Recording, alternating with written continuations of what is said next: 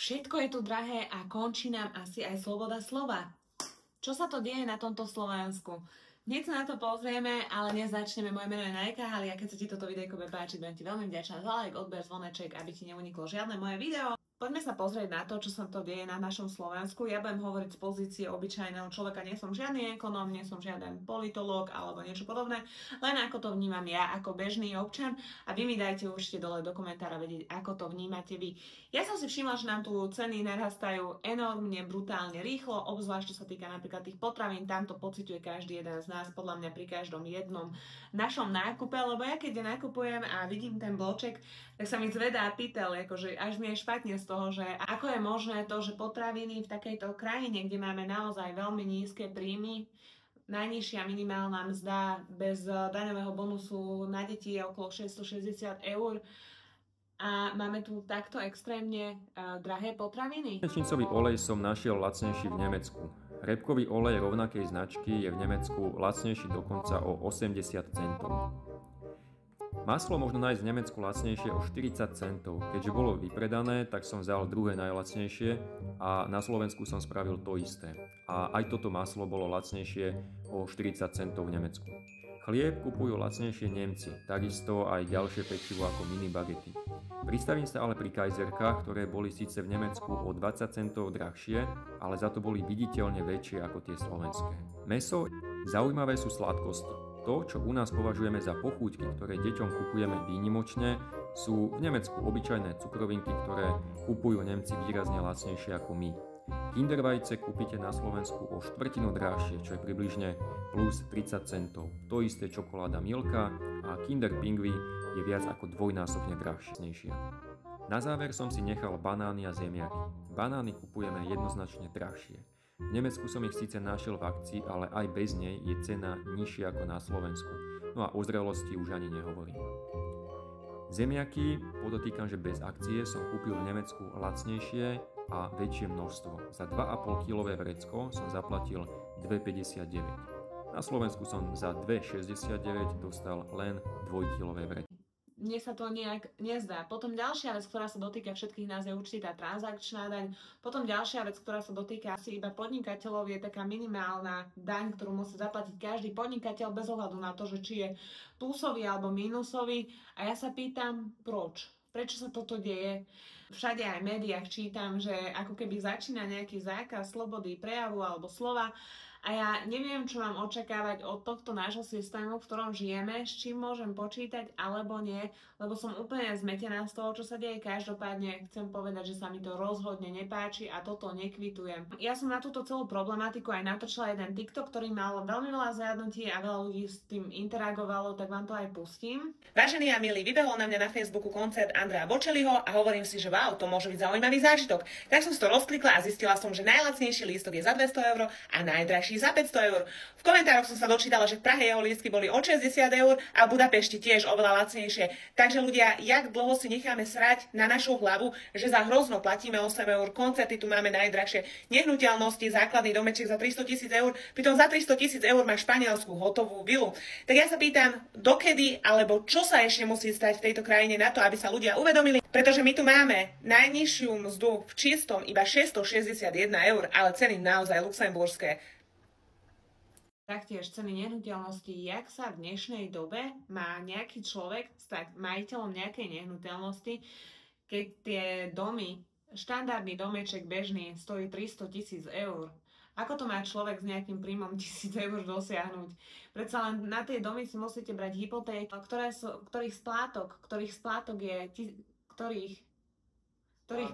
ktorých splátka je 1000-1500 eur, 2000 eur mesačne a na toto kto má vrchných 10% nejakých tu na Slovensku. A preto ja sa aj nečudujem, že mnoho mladých odchádza tu zo Slovenska a idú niekam do zahraničia. Mohla by som odísť aj ja a priznám sa, ja som aj špekulovala nad tým, že by som odišla do Thajska, pretože tam je to úplne, čo sa týka týchto cien, dokonalé a je tam kopec zábavy a žije to tam. Avšak ja tu mám stále rodinu, máme tu babičky, babičkám chodíme pomáhať a nedokážem si to predstaviť, že by som odtiaľto odišla, ale keď chcem ostať žiť na Slovensku a mať aspoň trošku taký plnohodnotný život, je to veľmi ťažké, lebo aj kávičky, na ktoré chodím ja docela často, tak kedysi to bolo, ja neviem, 7-10 eur sme tam platili a teraz platíme 20 eur. To isté aj obedy. Kedysi obed, ktorý ste si objednali, dajme tomu aj domov, tak bolo, ja neviem, 8-10 eur. Teraz je to proste 20 eur a stále sa tieto ceny zvyšujú a dokedy, koľko toto ešte ako ľudia ustojíme, alebo čo sa musí stať na to, aby ľudia povedali, že dosť, už túto hru nehrám a nebaví ma to. Ja týmto nenarážam alebo neobhajujem žiadnu politickú stranu, pretože mnohí viete, že ja nesledujem politiku, čiže toto video nie je politické, iba vám chcem povedať z môjho uhlu pohľadu ako obyčajného smrteľníka, ktorý žije na tomto Slovensku, tak sa mi toto, čo sa deje, nepáči. Ako by sme to mohli zmeniť, alebo čo by sme mohli preto urobiť, aby to takto nebolo, aby sme mohli žiť dôstojný život. Dokonca vám poviem takú osobnú skúsenosť, ako som vám aj spomínala, že sa staráme, pomáhame babičkám. Taktiež sme pomáhali pána strihača strýkovi, ktorý tu už bohužiaľ medzi nami nie je, a pán strihač si chcel vybaviť naňho opatrovateľské. Bojoval s ním, odvolával sa, bol naozaj ťažko chorý a neschválili mu to a bohužiaľ ten strýko odišiel, na druhý svet nemu je zem ľahká, ale štát proste nepodporil toho človeka. Takisto aj podnikateľov hádžu im tu polená pod kolena a naozaj sa ťažko žije aj podnikateľom. Čiže starí ľudia to majú tiež ťažké s tými dôchodkami, opatrovateľské tu nedosiahneš, aj keď ten človek naozaj musí ísť na druhý svet, lebo inak túto štát mu nejakým spôsobom nepomôže. Odliadnúť od toho, že to bol naozaj človek, ktorý celý život poctivo pracoval, ani jeden rok nebol, že doma celý život poctivo pracoval, celý život platil dane. Štát by sa mal o neho postarať naspäť už vo veku, kedy potreboval naozaj opatrovníctvo a pomoc a nebolo tomu tak. Takisto aj podnikatelia tu majú všelijaké dane, nezmyselné pokuty za smeti a za podobné hlúposti vo výške 1200 eur a podobne. A to všetko musia vykešovať. Nie je to tak, že by im štát pomáhal, že vy ste podnikatelia, vy pomáhate tomuto štátu robiť nejaké obraty a podobne. Nie, štát im ešte podkopne tie nohy a toto je to, čo má série. A bola by som rada, keby žijeme naozaj v krajine, kde je poskytnuté ľuďom, ktorí potrebujú opatrovanie, opatrovnícke, kde sú podnikatelia podporovaní, aby sa im darilo v ich biznise, kde ľudia dostávajú príjmy tak, že vedia vyžiť a vedia si dopriať ešte tú posranú dovolenku aspoň raz ročne, lebo ja viem, že veľa ľudí nechodí ani na dovolenky. Nedá sa to, lebo mnoho ľudí zarába tak, že akurát toľko minie mesačne a nevychádza im na zvyš ani prd.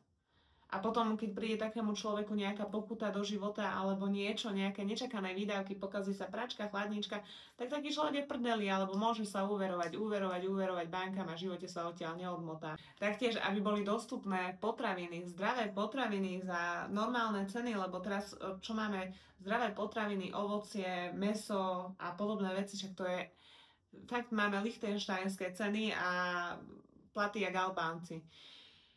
Toto som chcela s vami rozobrať, lebo neviem, čo si mám o tomto mysleť, čo mám robiť preto, aby sa to zmenilo, čo podporiť, alebo nepodporiť, alebo nesledovať.